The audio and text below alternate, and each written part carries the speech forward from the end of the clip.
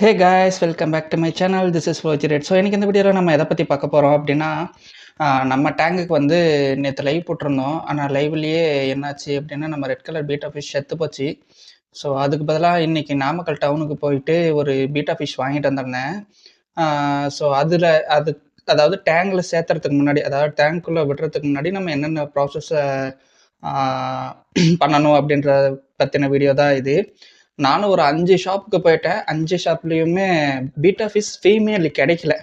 So இப்போதைக்கு நம்மக்கிட்ட மேல் மட்டும்தான் இருக்குது.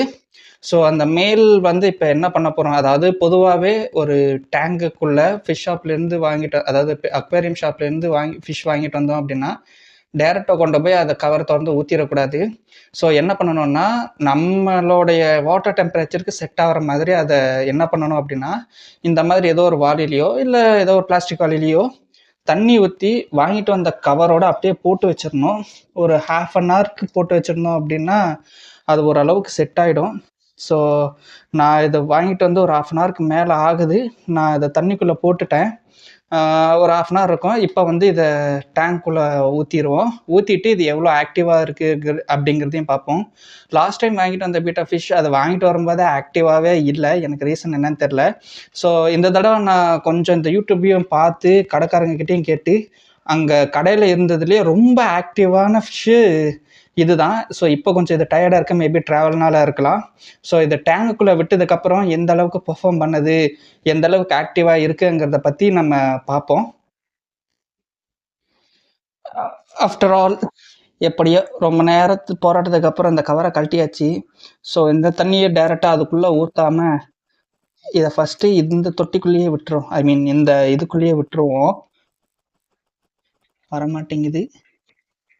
ஓய், என்னாச்சுன்னு தெரியலையே. இதோட ப்ரைஸ் வந்து ஆக்சுவலாக 130 ருபீஸு. இது ஒர்த்தா அப்படின்னு மட்டும் கொஞ்சம் பார்த்து சொல்லுங்கள். ஏன்னா எனக்கு ஃபிஷ்ஷில் அந்தளவுக்கு அனுபவம் கிடையாது. ஸோ அதனால் கேட்குறேன். 150 ருபீஸ்க்கு வந்து ஐ மீன் 150 சொன்னார். பட்டு அப்புறம் கொஞ்சம் ஏதாவது பார்த்து பண்ண முடியுமான்னு கேட்டதுக்கு 130 ருபீஸ் போட்டுக்கிட்டாரு. நல்லா மனுஷன்.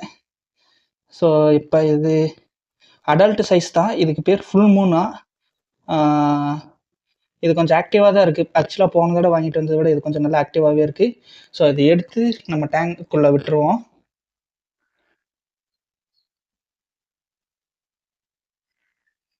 Okay, nice. நல்லா ஆக்டிவாகவே இருக்குன்னு சொல்லலாம்.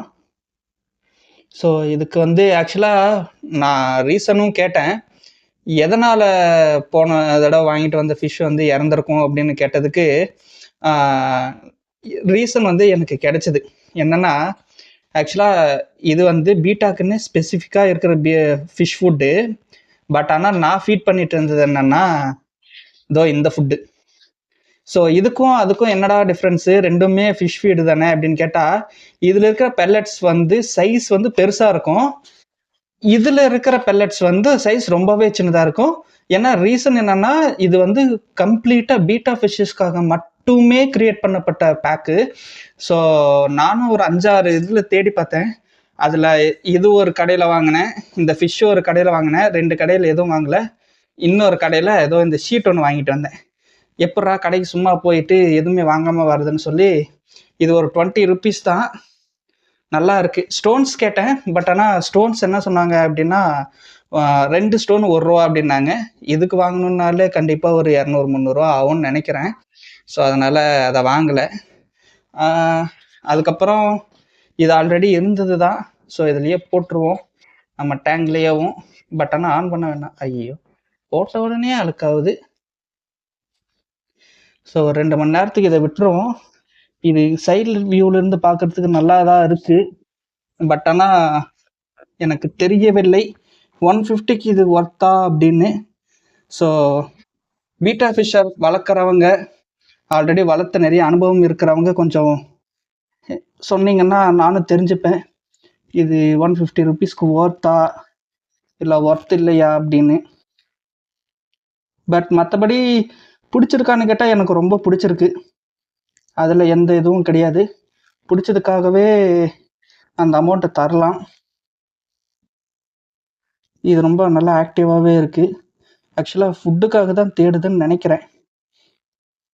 ஸோ ரொம்ப நல்லாவேவும் இருக்குது. எனக்கு மிகவும் பிடித்ததாகவும் இருக்குது. கலரும் எனக்கு பிடிச்சிருக்கு. நாளைக்கு இது நெக்ஸ்ட் வீக்கில் எப்படி இதுக்கு பேர் வந்துரும்னு சொன்னாங்க. ஸோ நெக்ஸ்ட் வீக்கில் போய் இதுக்கு நெக்ஸ்ட் வீக்கில் போய் பேர் ஒன்று வாங்கிட்டு வரணும்.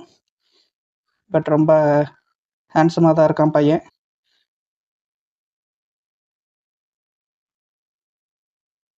என்னப்பா தம்பி, நல்லா இருக்கியா?